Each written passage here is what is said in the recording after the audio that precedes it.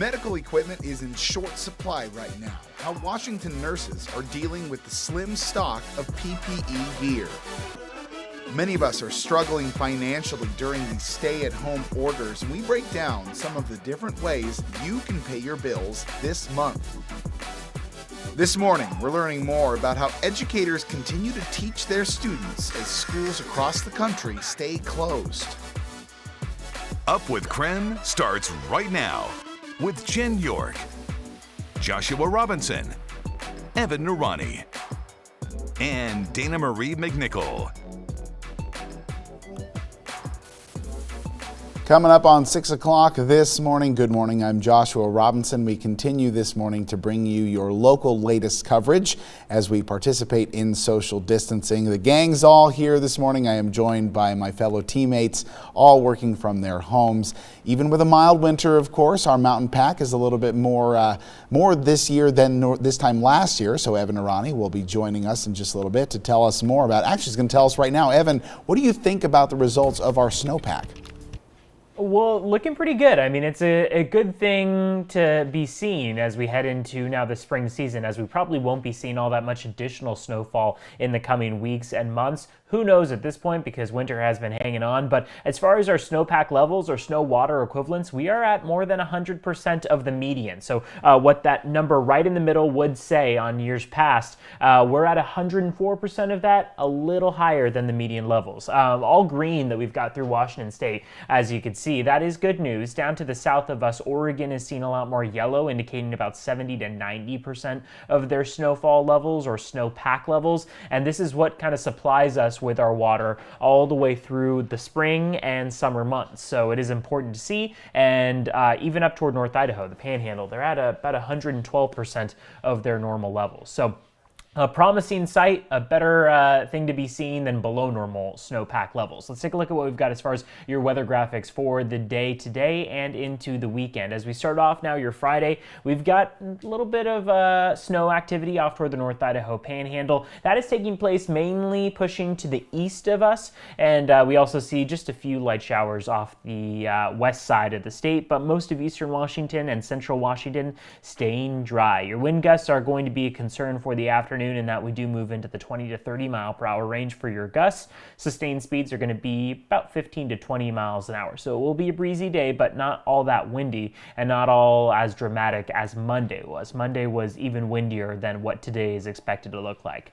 Weekend forecast looks like this. Saturday, partly cloudy, mostly dry on your Saturday before things start to get wet again into Sunday. So it's going to be a quick break in all of the wet weather that we'll be seeing, which is going to be nice, but it doesn't last for too long. And that late Saturday night, early Sunday morning, we start to see rain and snow return to the forecast. In Spokane, right over us, it is about a mixture of the two, so expect things to get a little dicey into the morning hours and then taper off into Sunday evening, hopefully leaving us with a drier start to next week. We also want to let you know about a traffic concern that's popped up now on your Friday. Eastbound I-90, this is at the Hamilton Street exit. There is a collision that's been reported. It looks like the off-ramp is closed right now, and that is as of 3:24, so about 2 hours ago, a little less than 2 hours ago, or nearly 3 hours ago.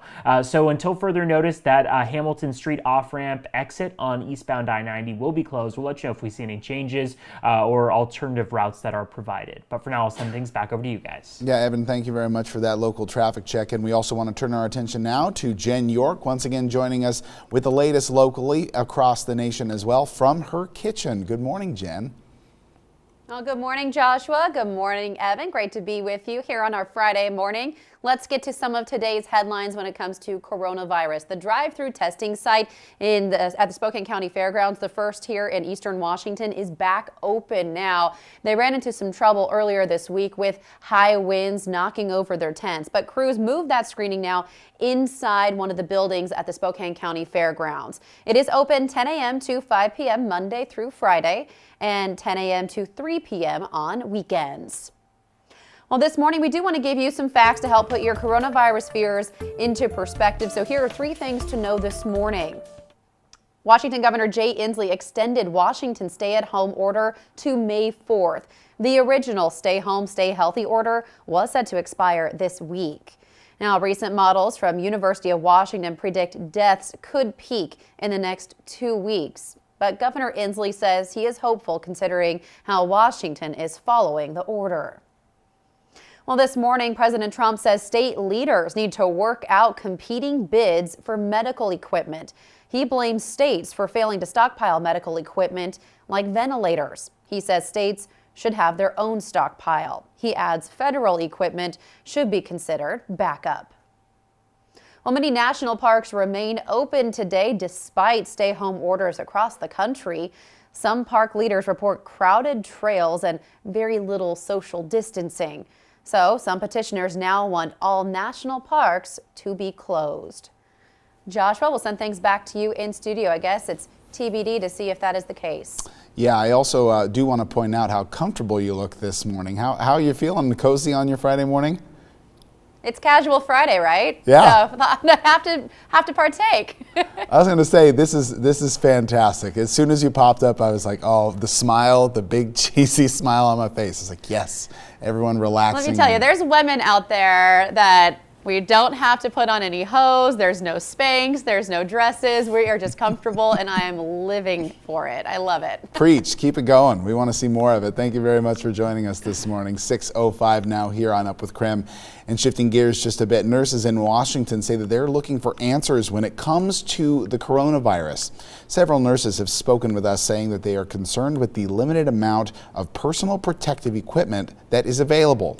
Our Nicole Hernandez is live with us once again this morning with the latest from the Washington State Nurses Association. Good morning, Nicole.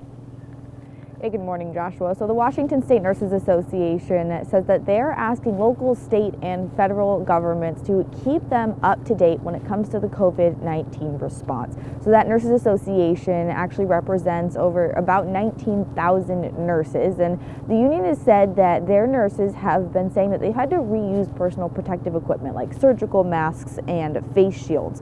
Others have said that they use just one mask for an entire 12-hour shift. Some nurses are even sharing equipment. The federal government has given Spokane County Emergency Management some PPE supplies, and their leaders are figuring out how they will distribute those to this area's hospitals. Nurses who have reached out to KREM anonymously, have also expressed concerns about PPE being kept under lock and key or rationed at local hospitals. In a press release, a spokesperson for the association says, quote, "We also need accurate and updated information on testing, how long tests are taking to process, how many healthcare workers or first responders have been tested, and the results of those tests," end quote. In yesterday's news briefing, Governor Jay Inslee said the state is committed to getting protective equipment to the hospitals as fast as possible and is ordering millions of masks. Inslee added that he would be happy to speak with nurses and healthcare workers to give a status update on protective equipment in the state. KREM also reached out to Providence Health and the Spokane County Emergency Management for comment on the nurses' concerns. Providence said in part, "The safety of our caregivers and the communities we serve is of the utmost importance. In fact, Providence St. Joseph Health has been a leader in protecting our caregivers physically, financially, and emotionally during these unprecedented times." And state health experts have said that they are expecting Washington State to get some new technology that would allow them to sanitize those N95 masks that are so critical when treating patients with COVID-19, but at this point they do not know when that will happen. Live in Spokane, I'm Nicole Hernandez. A story we will continue to keep an eye on. Nicole, thank you for bringing us that update this morning. And we also want all of you at home to know that a lot of you, or some of the people that are closest to you, we understand have been financially impacted by the coronavirus outbreak. And we want you to know you are not alone. The coronavirus has caused a financial blow for millions of Americans, and here on Up with KREM, we are here to help you. So this morning, we want to share ways that you can pay your bills this month if your finances have been hit hard by the outbreak. So first, let's talk about housing. There are lots of mortgage lenders who are saying they want to work with distressed borrowers, including the possibility of suspending or even reducing your payments. Now, lenders we've talked to say that you should contact them immediately to find out what your specific options are. Also, if you hold a mortgage backed by Fannie Mae or Freddie Mac, that makes up about half of all mortgage holders, there is help for you.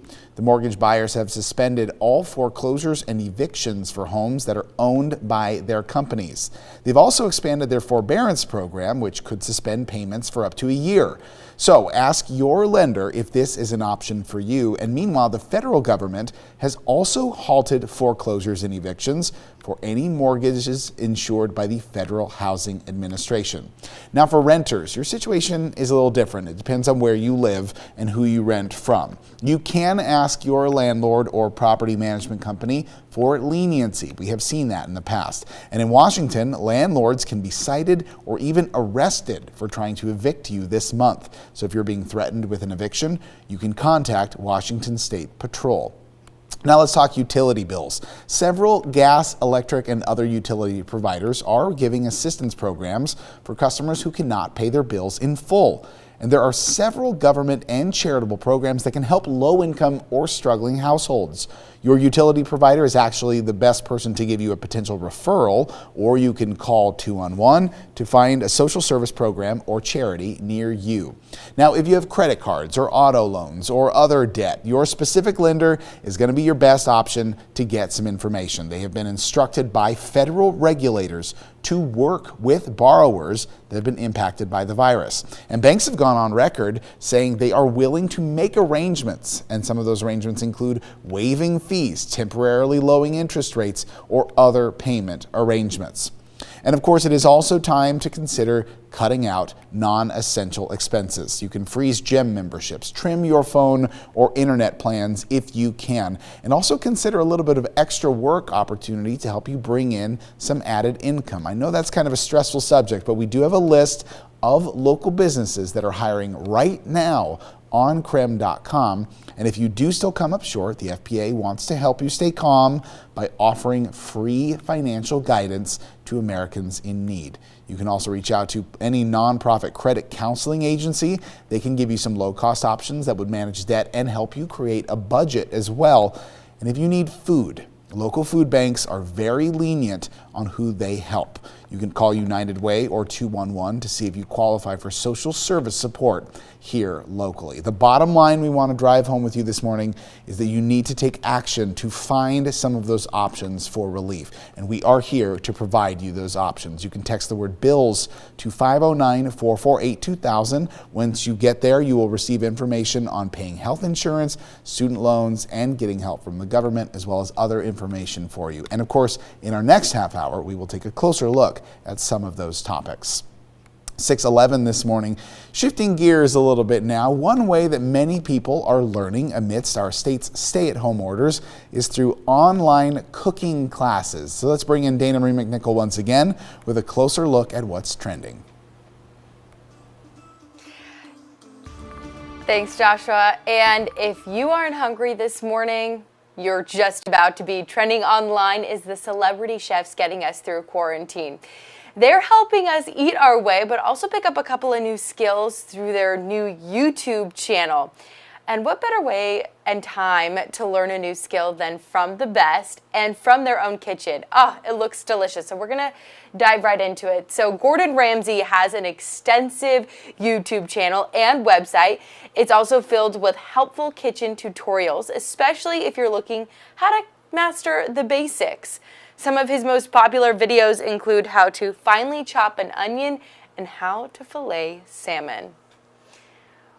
Also, celebrity chef Jamie Oliver's is most known for his Food Network show, The Naked Chef, but he's turning to YouTube now.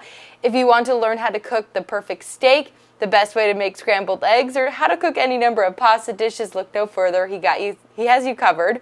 He has popular tutorials on how to make these staple dishes and a lot more to explore.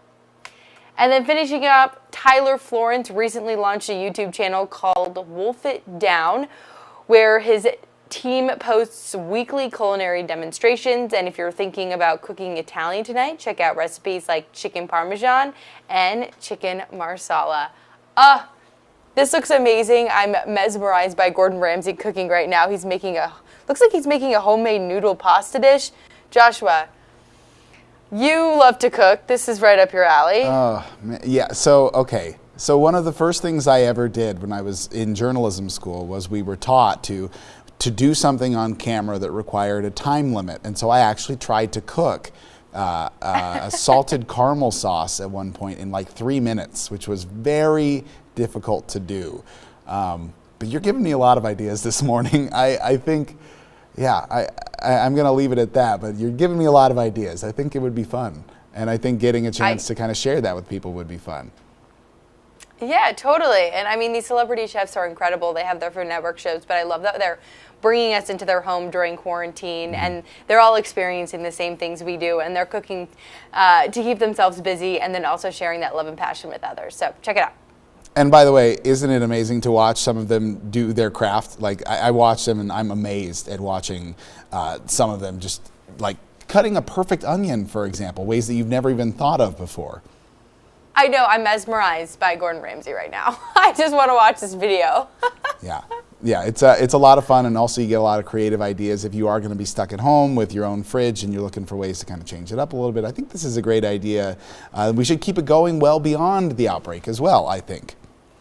Yeah, exactly. I mean, it's always nice to incorporate new things into your daily routine, and learning how to cook is one of my goals for 2020. So. Well, let's get you to it. We appreciate it. Thank you very much for bringing us that story, Dana Marie. We are hitting 6:15 on the dot this morning.